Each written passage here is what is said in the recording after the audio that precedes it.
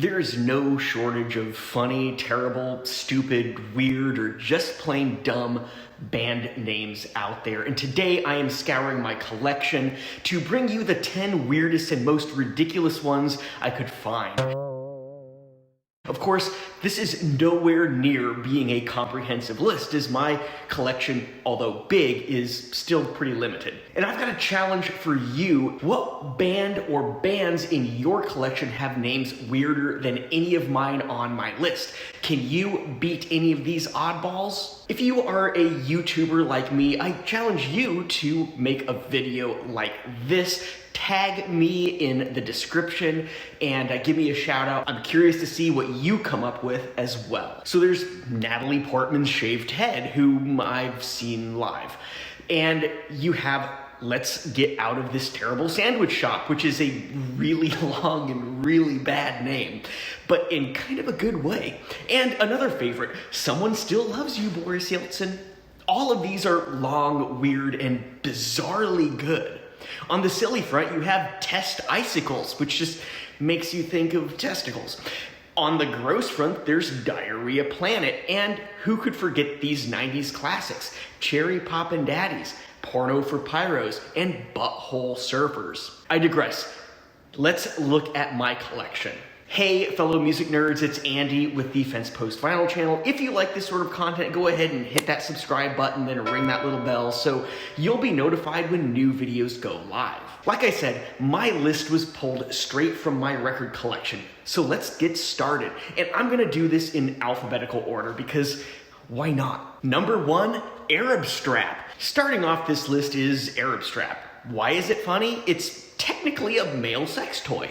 This duo out of Scotland make this kind of off-kilter and often self-deprecating, vulnerable music about sex, substance abuse, insecurities, and more. What's even funnier is that fellow Scottish indie pop band Belle and Sebastian didn't know the origin of the band's name when they titled their album The Boy with the Arab Strap in 1998 after going on tour with Arab Strap. Imagine their surprise when they found out. Can you guess number 2? Brian Jonestown Massacre. The name is a funny merging of the founder, rhythm, and lead guitarist and original leader of a band you've probably heard of, the Rolling Stones. By the time Brian Jones passed away in 1969, he had already taken a bit of a backseat to the powerhouse songwriting duo of Keith Richards and Mick Jagger. And speaking of passing away, the second half of the band's name is taken from the famous 1978 mass suicide/murder of more than 900 individuals at the People's Temple under the cult leader Jim Jones. So, a clever mashup of Brian Jones on one side and the Jonestown Massacre on the other. And as of 2023, this band is rapidly closing in on 24 full-length studio albums dating all the way back to the mid-90s. Number 3, Chet Faker. Another one I love. Chet Faker is a play on the famous jazz trumpeter and vocalist Chet Baker. The moniker is used by Nicholas Murphy out of Australia. Murphy is a fan of jazz, and the stage name Chet Faker is a homage to that artist. Speaking of Faker, he donned and began performing under the stage name after people would come to his shows mistaking him for a similarly named but, at the time, a more established artist by the name Nick Murphy. He transitioned back to using his own name in 2016, but returned to it in 2020 upon the release of his single Low, and has continued to use it since, including his 2021 album Hotel Surrender. Number 4, Childish Gambino. Donald Glover is a well-known musician, actor, artist, and activist. Prior to his work as a musician, many knew him from his role in the hit show Community. Musically, he goes by the stage name Childish Gambino, which he arrived at using the Wu Tang Name Generator.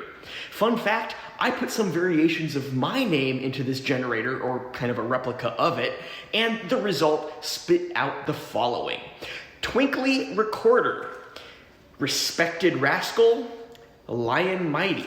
I kind of like Respected Rascal.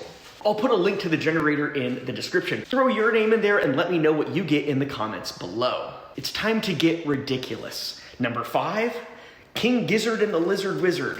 Ridiculous name, ridiculous output. King Gizzard and the Lizard Wizard has a catchy rhyme to it, and their music follows suit.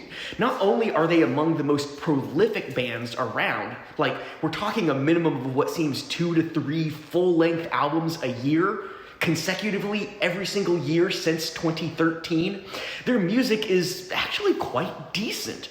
I have a few in my collection, but I'd be flat broke if I tried to be a King Gizzard completist. They're a band that's almost impossible to keep up with on that front. Number 6, the Marshmallow Overcoat. You may have one of these in your wardrobe.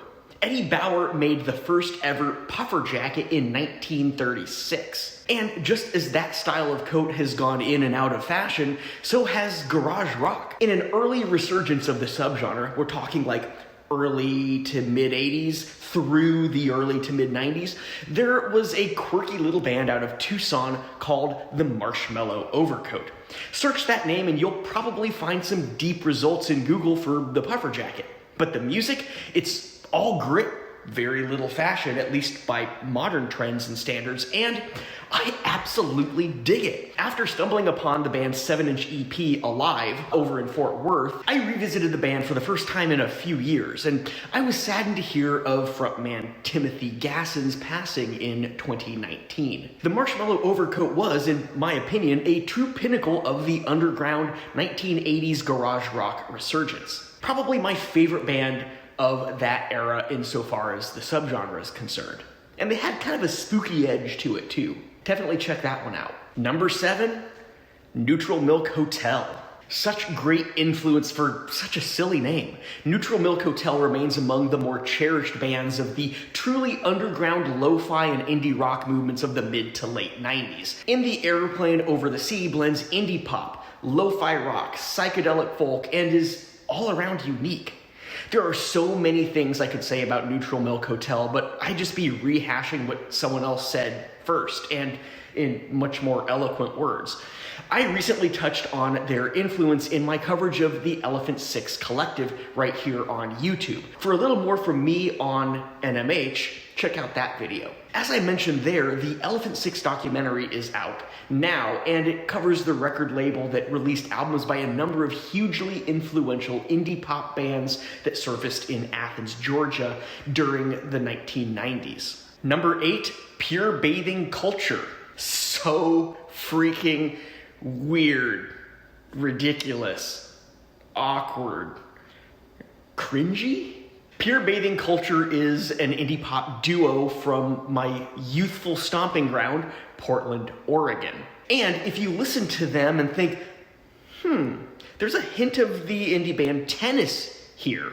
Well, they opened for the band back in 2014. This EP, which remains my favorite from the group, was released in 2012, and it probably aligns most with what you hear from Tennis. I lost touch with them after I didn't really connect with their debut full-length album, but I always look back at this EP fondly. I still need to put them on my list to check out since it's been so long. Number 9, one of my favorites on this list, Suburban Kids with Biblical Names. Quirky Swedish indie pop duo Suburban Kids with Biblical Names hasn't been active in ages, and you won't be able to find really anything by them on vinyl, except for this 7-inch right here. This 7-inch is a single for the catchy, romantic swooner, Marry Me. I don't know about you, but when I see anything titled Marry Me, I just think of maybe Funky's awkward interactions in Arrested Development. Definitely a fun one to check out. That brings me to number 10, Tacocat. The name is obviously a palindrome, meaning that it's spelled the same frontwards and backwards. Funny for sure, their garage punk style of music certainly follows suit. It's no surprise to hear the band bonded over 90s Riot Girl music. You can hear the influence in their songs. And following suit with Riot Girl, the band's music can be considered definitively feminist and highlight feminist themes with humor and sarcasm, like Crimson Wave, a song about periods. Perfect example. So there you have it, my pick for 10 of the weirdest, most ridiculous band names in my record collection. Believe me, I could go on at length, and maybe I'll do a follow-up at some point, but I'm gonna stop there. What are some of the funny band names that you have in your record collection? Let me know down in the comments, and don't forget to include your Wu Tang Name Generator moniker as well. Finally, if you're a YouTuber and you're watching this, do make a similar video where you call out 10 of the weirdest, strangest band names in your collection and tag me in the description too. Next, check out this video where I share 10 of the albums I listen to most in my record collection, and this one where I share a handful of quirky songs that make me incredibly happy. I'm Andy, this is the Fence Post Vinyl channel, and I'll see you in the next video.